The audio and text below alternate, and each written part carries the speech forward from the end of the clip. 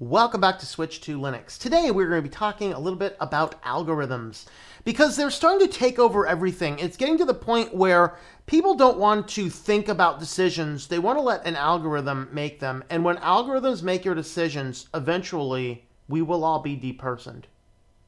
This is a serious issue. This is a serious risk. And the final article we're going to look at today really demonstrates the end result of this because it's kind of more of a tragic story. But let's go ahead and start where did all this kind of begin? Well, it kind of began with a credit score, which is an algorithm. And the credit score is put together, of course, by your credit bureaus. And I think the entire thing needs to be banished entirely for several reasons. Number one is I did not personally do any business or give any permission to these people to collect and harvest, package and sell and process all of this data. But of course, your big credit agencies are Experian, TransUnion, and Equifax. And yes, Equifax. That is henceforth forever their name. And what they do is they put together the social, or not the social, we'll get to that in a minute. Well, they put together the financial credit score, or the FICO score is what it's called. And the problem with the FICO score is it has nothing to do with how well you are at handling your money. It has everything to do with how much you play kissy face with the bank. All right, so there's 5 points of the credit score, and the 5 points of the credit score all deal with how much money do you make relative to your debt, how much debt do you have, how much debt do you take out, how much open credit line do you have, and how frequently do you close accounts. That's not exactly all 5 of them perfectly. But every one of those 5 items is exactly an interaction measure with debt. And I would just definitely tell everyone, just stay as far out of debt as you possibly can. It's the best way to shut these guys down is don't get credit cards, stay out of debt as much as you can. You might end up paying a little bit more for insurance, and there's a few little odds and ends. Now, this report here from CBN is a fascinating take on why the credit score itself is a flawed system. So it was originally established as a means to, and it's just assist. See, it starts, and all these algorithms start with just assisting to make a decision, give you one more piece of information by which you might determine if somebody is a good risk or a bad risk for issuing a loan.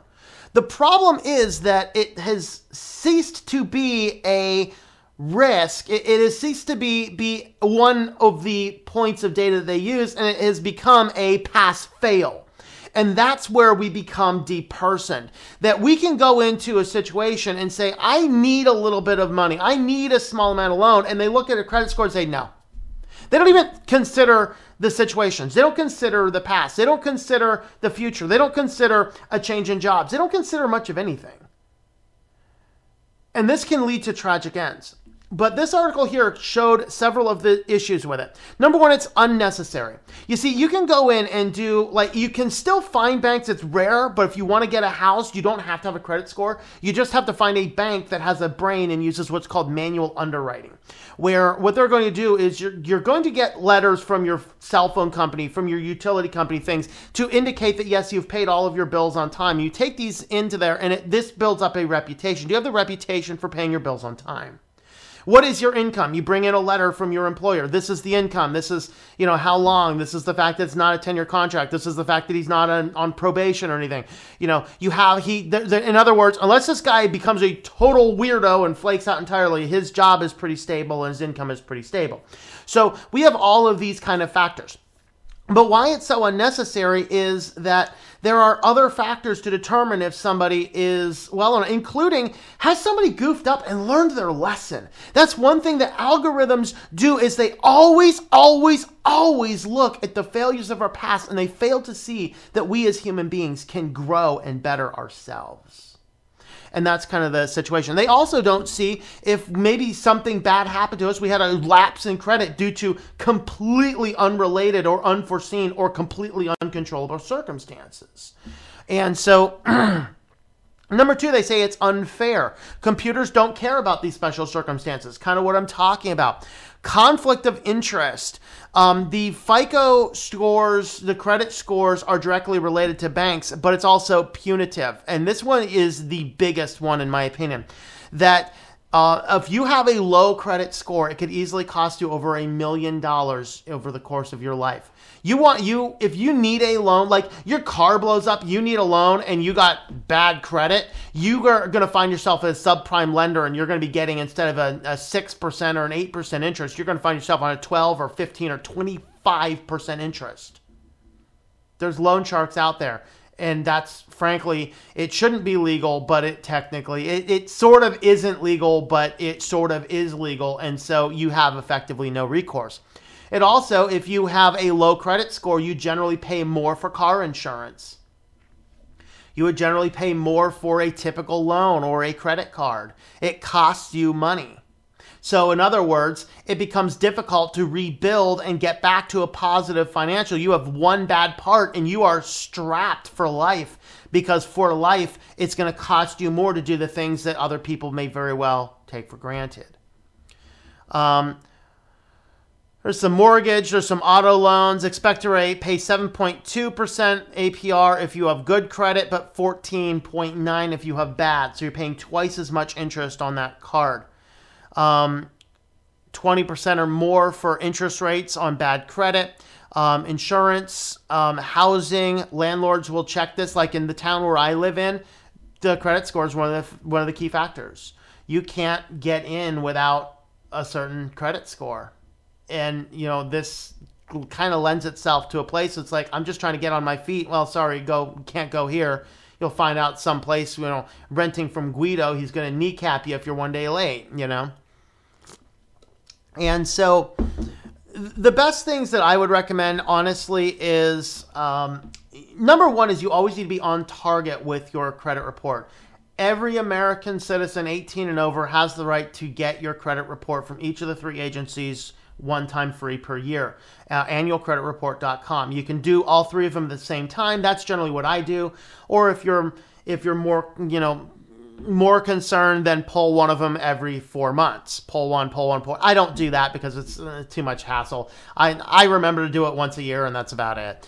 But personally, I think getting yourself completely off of debt, when you have effectively no credit history for a period of time, the FICO score effectively drops off and they don't know what to do with your data. It's kind of like dividing by zero. It's like they're dividing by zero and you fall out of their algorithm. Woohoo! And then you're just relying on manual overwriting, which is honestly the better place to be. So this credit score system, a lot of people recognize as problematic. The only people that like it are the people using it for their advantage. But then, of course, it got worse with the Chinese social credit score system. So in China, now they're not just looking at the financial things. Now they're even looking at all aspects of society. And as they're trying to look at all aspects of society, what is happening is they're seeing, do you eat on the trains? Are you late? There's even a new app in China that was just rolled out in the testing environment just actually a few days ago, maybe it was a week or so ago, that it's an app on your phone, and if you are within 500 feet of a person that is considered having a bad financial credit score in China, it will alert you. And the idea is you watch this person, and if he makes anything that seems like he's making pricier decisions, it means that he's a deadbeat because he has the money to pay his debts, but he's not paying his debts, and the app encourages you to report bad behavior, take photos of the guy spending money, dining at fancy restaurants when he's a deadbeat, and it's going to count against your social credit score.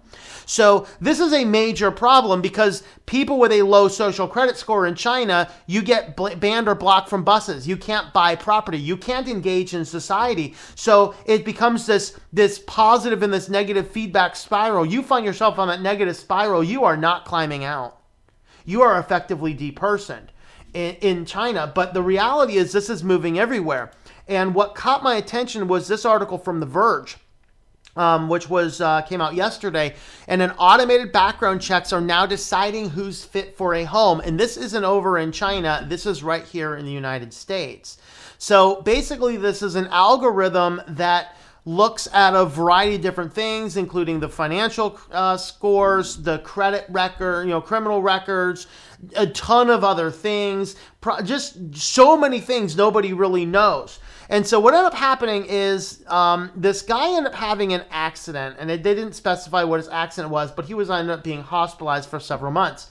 So his mother wants to live with him so that she can care for his needs, as he is now bound in a wheelchair, can't really communicate, can't talk.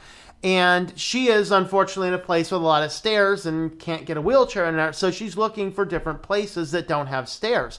Well, what happens is there is this company that basically provides, it provides effectively like a landlord credit check or a tenant credit check against people. And so this is a company with this company is called CoreLogic.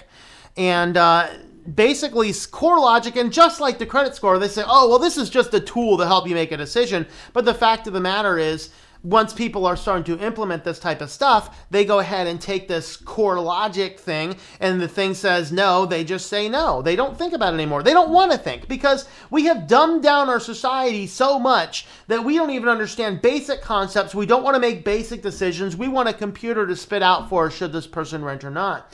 And so apparently this person, who is now completely paraplegic, wheelchair bound, and cannot even talk, apparently had some minor criminal history. And because they had some minor criminal history, CoreLogic says this guy's a potential criminal. I got news for you, buddy. He's wheelchair bound, paraplegic, and can't talk. He ain't going to be out there breaking into the neighborhood houses, all right? I got news for you. You got to take a look at this kind of stuff and make some logical decisions. So basically, though, this CoreLogic thing, which is being implemented by more and more and more landlords to screen people, just keeps on spitting out the bad data for the same thing, and there's really no way to challenge it. And there's no way to get the landlords to sit here and consider situations, consider facts, consider human beings can grow. Consider this. You commit a crime, you're stupid, you're caught, you do your time, you get out, you should have your rights back.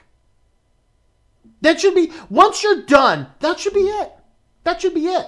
I mean, unless you have a pattern. We got a pattern, sure, we understand this. This article does not make it clear if this person had this long-term pattern of criminal behavior, but having a near-fatal accident leaving you a paraplegic certainly changes your ability to go out and commit some crime.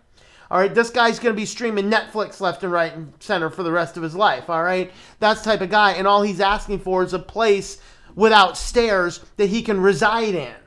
But he's been depersoned. Nobody's going to rent to him right now. Of course, the credit might be bad, so no one's going to give him a loan. He can't get his cell phone because the credit score says it's bad. You can. You could pay a little deposit. Of course, how do you find the money for the deposit? You're paying extra lot of money on everything. The algorithms that we're using for credit, CoreLogic for their tenants, the various algorithms for the various different things are starting to make pass-fail decisions for us as people only on past history, not considering the fact that human beings grow and learn and change and develop. You are pass or fail. You know where this kind of starts? This kind of starts zero tolerance. Zero tolerance is so bad. In fact, I have a zero tolerance story that is going to make you live it. And this happened to a friend of mine, a real friend of mine. And he was, he was at that point in time, he was a Christian kid raised in a Christian home, going to church. He was a Boy Scout. He was going to be an Eagle Scout. He wanted to join the military. He was pro-USA. Some people might say that's a little bit too far that direction, but that's who he was. Not necessarily a well-off family. And so, he doesn't have a lot of different resources. So he goes out to a Boy Scout camping trip for the weekend, right? So they go, Boy Scouts, they go out Boy Scout camping trip. Kid only has one backpack because, just don't have the resources for all the things. So he goes out and does his whole Boy Scout thing. He comes back, goes to school the next day. He's looking through his backpack. He's like, oh, crap. My pocket knife from my camping trip is still here. So he walks right into the principal's office and he says, hey, I was camping this weekend with my Boy Scout troop and I realized I still have my pocket knife in here. I wanted to do the right thing and bring this into you so I can get it later. He got a 3-day suspension because there was a zero tolerance policy in the school and the school had to suspend him. And so he goes home and his mom's like, well, I'm not grounding you. You did the right thing. Like, that's the right thing. Okay? He didn't hide it. He didn't keep it aside. He took it to the authority and said, this happened because I'm a Boy Scout. We went camping and I found that this is still in my pocket because it was in a side pocket and I forgot to clear it out. So he gets suspended. So he comes back from suspension. You got the police resource officer there, the superintendent's there, the principal's there, the kid's there, the mother's there, and the superintendent says, so did you learn anything from this? He says, I learned never to trust authority, and the kid's been an anarchist ever since. That's what zero tolerance gets us. That's what the algorithms get us. That's what happens when we go out into this world and we allow algorithms to take our decisions for us. Pass-fail is not the way to go, people. Pass-fail is not the way to go. These algorithms are going to deperson us, and we have got to get in here and recognize that to get our personage back, we've got to kick these machines out and go back to making real decisions. Let me know what you think in the comments down below. Thank you for making it to the end of this Switch to Linux video. You can have a look at another video right on over here. Don't forget to subscribe to the channel or to Think Life Media, which is my own personal support page. Thank you for watching, and I hope that you enjoy switching to Linux.